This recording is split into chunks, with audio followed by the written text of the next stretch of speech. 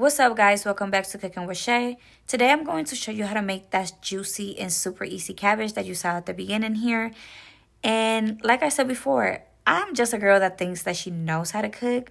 But I'm showing you guys this recipe because imagine getting handed a cabbage and all of the ingredients that I'll be using, and you don't even know where to start. But guess what? You follow me, you subscribe to me, and you have this video saved. So now you know exactly what to do. And let's guess, you have a little fine-ish. And they ask you to make some cabbage and you don't know how to. Guess what? Cooking with Shei is going to show you how to make this cabbage. Anyways, enough of that yapping. If you guys have watched my other videos, you know that I like to start by prepping all of my ingredients before I start cooking. This is essential if you're learning how to cook. That way we know we have all of the ingredients that we're going to need. And there's nothing that we're going to miss and then we're wondering why the food doesn't taste right. This is also essential because now we can just pay attention to that pot or that pan that we're cooking the meal in, and we don't have to burn our food and start over or anything like that. So if you learn how to cook, one of the first tips is please get all of your ingredients together. You don't have to use as much bell pepper or as much onion or garlic as I'm using here. I like my cabbage to look pretty, so that's why I added all these different bell peppers. If you just want to use a green one, orange, yellow, whichever one you want to use, you can go ahead. But I do recommend to add at least half of an onion and use garlic. You can mince your garlic, but I like to use that little tool that you guys saw, and I will be listing that on a link down below for my Amazon storefront. I am using 1 pound of cabbage today. Yes, I made sure I measure my cabbage at the store. I first started by taking those leaves that were old and looked like something might have bit on it. You can, if you want, take leaf by leaf, but that will take forever. So what I like to do is I like to start by cutting my cabbage in half. And then from there, I'm going to thinly slice my cabbage. I used to chop them really thick before, but I found it like, I don't know, I guess the flavor didn't take well. And also I like to inspect my cabbage and make sure that there's no insects or anything like that, as well as removing the membrane, I guess that's what it's called, of the cabbage, because I don't really like those thick pieces when I'm eating my cabbage. So I go ahead and remove them one by one, and this allows me to check all of the cabbage to make sure there's no dead animals or insects or anything like that. And I know you might think like, oh, how is that gonna happen? It happens. I bought cabbage before from a store. Never again will go there. There was a dead fly between the cabbage. God, please. Or you can remove the membrane just like this, like I'm doing. I wanted to show you guys how to do it both ways, just in case, whichever one you find simpler. But we're still making sure we check between each slice of cabbage. You don't want that extra protein. I mean, if you like to go to the gym and you're like, hey, protein is protein, be my guest, but not over here. We're super clean. After I'm done cutting the cabbage, I like to submerge my cabbage in salt water. But if this is your first time cooking cabbage, I wouldn't recommend this, because if you use too much salt or sprinkle the salt right on top, your cabbage might come out a little bit too salty later, so you can skip that for now. But we are washing our cabbage. I do believe in washing everything. I don't care about salmonella and everything else. Everything is getting washed. Then I'm going to start by cutting my turkey kielbasa. If you want to use regular bacon or turkey bacon or any type of sausage, you can go ahead and use that. I explained before in my videos that I only eat turkey, chicken, and seafood, so that's why I'm using this type of kielbasa. I kind of don't like a lot of meat in my cabbage. I actually prefer cabbage with no meat in it at all. But I said, you know what? This kielbasa has to be eaten, so why not? I started slicing my kielbasa in thin slices, and then I went ahead and cut them even in smaller pieces. Just because I don't want those thick pieces of kielbasa, I want to taste more the cabbage and like the onion and the bell peppers more than the meat. So that's why I went ahead and cut them in half like I'm doing here and showing you guys. And then we're going to put this to the side until we go ahead and get some oil. That is really, really hot. You want the oil to be hot enough. That way, once you start placing the kielbasa, they start frying right away. You don't want the kielbasa to start like taking that oil in, and then you have super oily meat for whichever like bacon or sausage, whatever you use. and I let this kielbasa cook into, it took a really nice color. So it took about like maybe 4 minutes for it to get to this nice beautiful color that you guys are gonna see here. If you want to cook a little bit more, you can go ahead and let it cook. It's up to you, but we're adding these back into the cabbage, so they're going to cook a little bit more. Also, just if you guys didn't know, kielbasa already comes pre-cooked, so you don't have to cook it that much. Just wanted to fry it a little bit, that way all the flavor can come out and it can have a little pretty color, because like I said, I want my cabbage to be beautiful. As that was frying, I went ahead and got all of my seasonings together. I used an entire cube of Maggi seasoning. It's basically like chicken bouillon, I guess.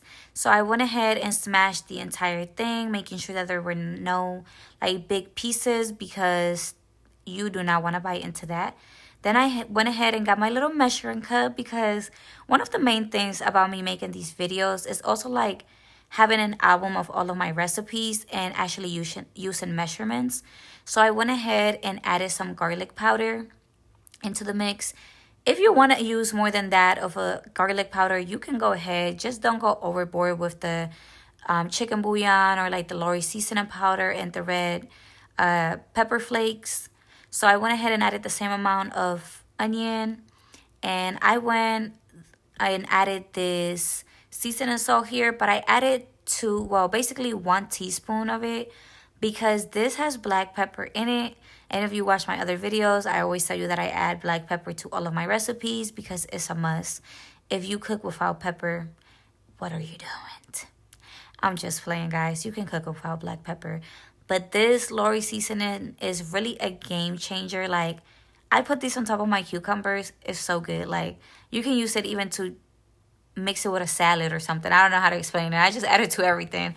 But you can't find it everywhere. I know Target has them all the time, and sometimes Giant Eagle.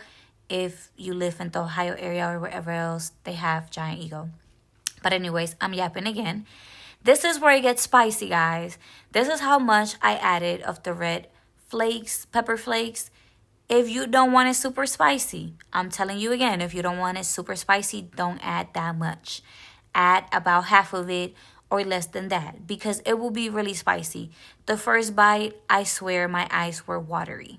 But hey, I said we was making spicy cabbage, not sweet cabbage, so that's what I get. After the kielbasa was done frying, I used the same pan and I added my bell peppers, my onion, and my garlic to it.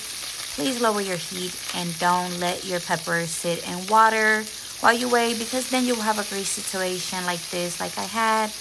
But hey, it's a process. It's a learning process when you're cooking. Learn my lesson for like the 500th time, because I keep doing this.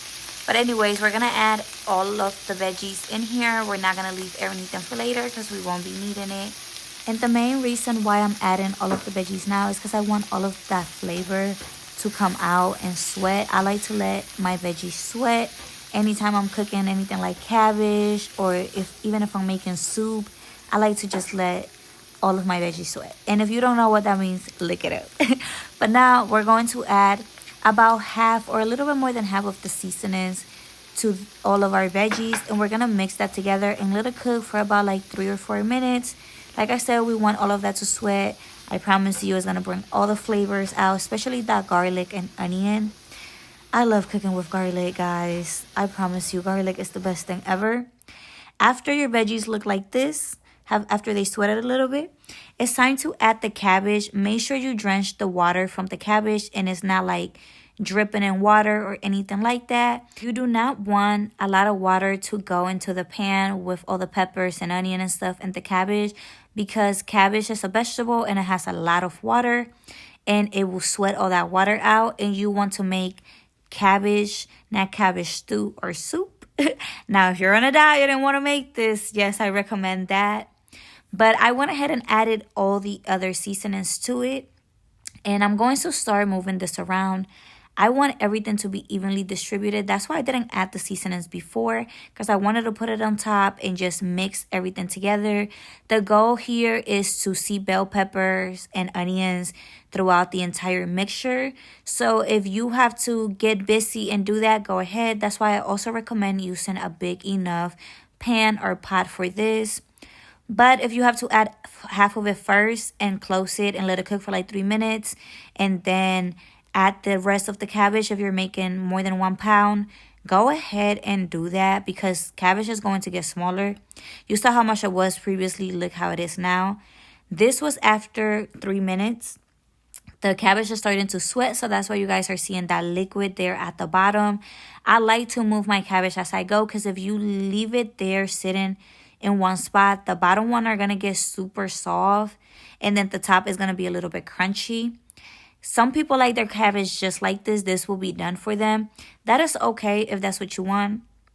But in total, I cook my cabbage for about, I would say like 12 minutes to 15 minutes. Especially after I added the kielbasa into the pan because I wanted that to cook and then all the flavors to infuse a little bit better. So make sure you move everything and don't leave the kielbasa, bacon, whatever you use on top. Because then we're going to put a lid on this and let this cook for like 5 minutes. You can cook it as long as you want for the texture that you want. If you think this is finished right here, that is up to you. I don't like my cabbage to be chewy. I don't want to be chewing for days. I just want to chew it a couple times and be like, this is the best thing ever. And this is where I said, go ahead and cover it. Put a timer for 5 minutes. Make sure you put timers. Don't be like me. When I first started cooking, I'll just be like, oh, I'll go check on it and forget about it and burn the food. This is after 5 minutes. And then after this, I let it cook for 5 more minutes. Because I was like, you know what? I want this to be a little bit more tender. I guess that's the word. And I started moving it around again. As you can see, more water is accumulating at the bottom. That's from the cabbage itself. So don't add any water to this. If you want to add a little bit more oil so it can fry, that's up to you. But I don't like that. I don't like all that oil in my cabbage. This is how it turned out after I let it cook a little bit longer. You can pair this with whatever you want. Cabbage makes the perfect side dish. If you want to eat it with some cornbread and mac and cheese and some turkey, you can go ahead. Just don't serve this to kids if they don't like spicy food or are not used to spicy food. I ate this with some rice, some nice sauteed chicken. And when I tell you, it was the best meal ever. I think this is going to become like my go-to cabbage, whether no one else eats it or not, because who doesn't like cabbage with a little kick to it? But I hope you guys enjoy this cabbage recipe. I try to do a voiceover because in every video they're like, oh, can you talk more instead of putting music in the background? And I'm trying, guys, but the problem is I'm a yapper, so I'm going to start telling you so much and it's going to be like I'm having a conversation with you instead of telling you what I'm doing in the video, like I did in this video.